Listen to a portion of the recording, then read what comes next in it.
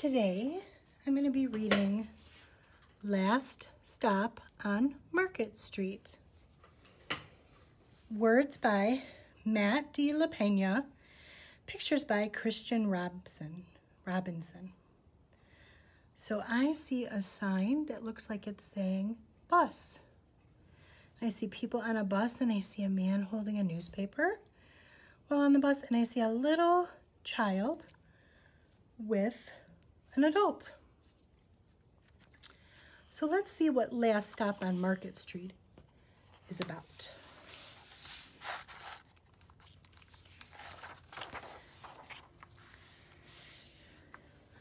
Ooh, that looks like a city street, doesn't it? And like they're going uphill.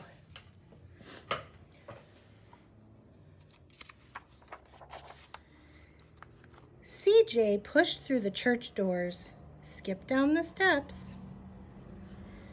Oh, I bet that's CJ. That's the little child we saw on the front cover. The outside air smelled like freedom, but it also smelled like rain, which freckled CJ's shirt and dripped down his nose. Oh, so it's raining outside, so the raindrops made his shirt look freckly, which is what Miss Marlene has on her face. And then it started to drip down his nose. He ducked under his Nana's umbrella, saying, "How come we gotta wait for the bus in all this wet?" "Trees get thirsty too," his Nana told him. "Don't you see that big one drinking through a straw?" CJ looked for a long time, but he never saw a straw. So that's CJ and his Nana. That must be his grandma. Nana's another word for grandma. Do you see a tree drinking through a straw? I wonder.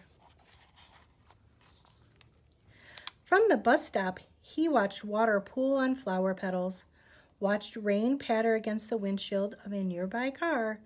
His friend Colby climbed in, gave CJ a wave, and drove off with his dad. Oh, so they're his friend Colby. "Nana, how come we don't got a car?" Oh, I see a sign that looks like it's telling people they're walking. I wonder how come CJ and his Nana don't have a car. "Boy, what do we need a car for? We got a bus that breathes fire, and old Mr. Dennis, who always has a trick for you." The bus creaked to a stop in front of them. It sighed and sagged, and the doors swung open. Oh, look, it's a city street, and it says 5 Market on it, and it has 0923. Oh, there's the dragon that breathes fire. It must be an advertisement. I wonder where they're going. "What's that I see?" Mr. Dennis asked. He pulled a coin from behind CJ's ear, placed it in his palm. Nana laughed her deep laugh and pushed CJ along. Oh, that must be Mr. Dennis. They sat right up front. The man across the way was tuning a guitar. That means he's making sure it sounds right to play. An old woman with curlers had butterflies in a jar. Oh, look, there's the butterflies in a jar. And we can't see the curlers because she has a bandana on over her curlers. My grandma used to do that when she wore curlers too. Nana gave everyone a great big smile and a good afternoon. She made sure CJ did the same. Oh, so his Nana is making sure he uses his manners. Wonder what they're going to do on this bus. The bus lurched forward and stopped, lurched forward and stopped. Nana hummed as she knit. Oh, look, she's making something with knitting needles. "How come we always got to go here after church?" CJ said. "Miguel and Colby never have to go anywhere." "I feel sorry for those boys," she told him. "They never get a chance to meet Bobo or the sunglass man. And I hear Trixie got herself a brand new hat." Well, that must be people they're going to see. CJ stared out the window, feeling sorry for himself. That means he was sad. He watched cars zip by on either side, watched a group of boys hop curbs on bikes. I see a man with a lot of tattoos on him. And it looks like he's holding a phone. We still don't know where they're going. I wonder where they're going after church. Let's see. A man climbed aboard with a spotted dog. CJ gave up his seat. How come that man can't see? Boy, what do you know about seeing, Nana told him. Some people watch the world with their ears. Oh, so this man is blind. That means he can't see. So he has a dog to help him, and he carries this cane to help him feel the ground when he walks to make sure he doesn't trip. That's a fact. Their noses, too, the man said, sniffing at the air.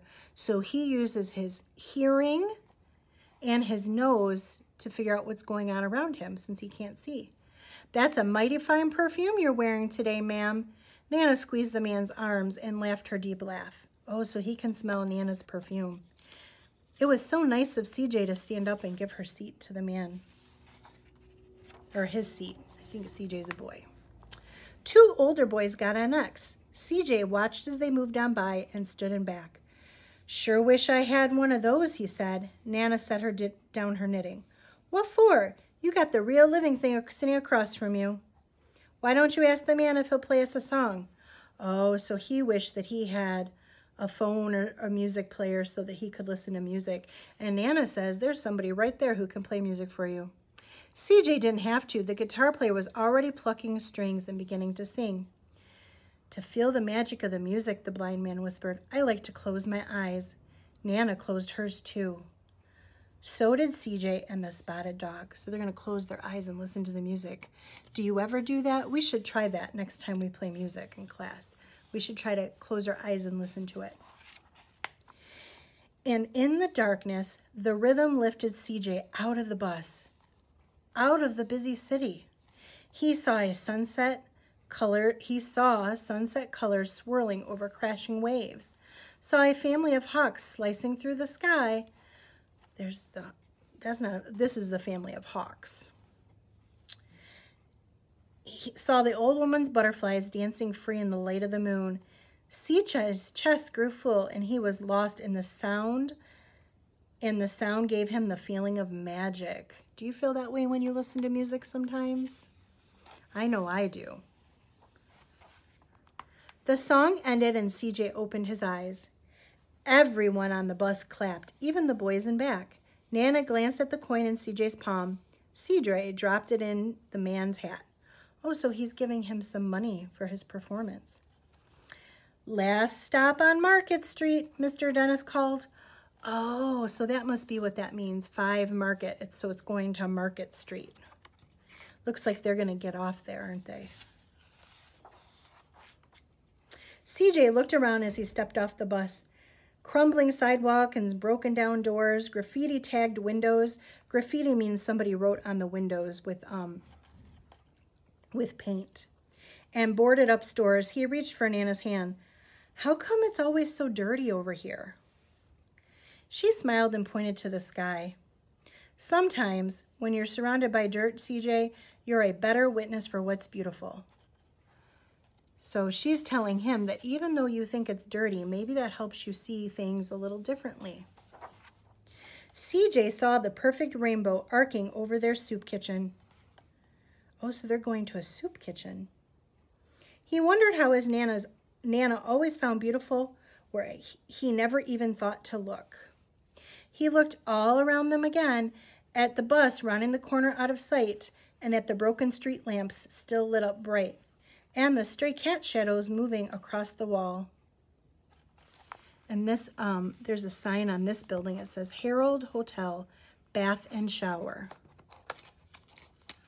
They're going to a soup kitchen. I wonder what they're going to do at a soup kitchen. Let's see. When he spotted their familiar faces in the window, he said, I'm glad we came. Oh, look, there's some people. And then there's some people waiting in line, it looks like. Wonder what they're waiting for. He thought his Nana might laugh, her deep laugh, but she didn't. She patted him on the head and told him, me too, CJ. Now come on. Oh, it looks like CJ and his grandma are helping to feed people. Looks like they've got bowls of soup and some trays. I believe a soup kitchen is where somebody goes when they don't have a lot of money for food and they get fed for free. That's a really good thing to do. Miss Marlene's been thinking about volunteering at a soup kitchen to help people. So yep, that's what CJ and his grandma always go do after church. They always take the market bus down to Market Street and help out at the soup kitchen. The end. So what did you think about this book? I liked this book. I liked the pictures in the story, and I liked seeing that CJ was with his Nana. So tell a friend what you thought of this book.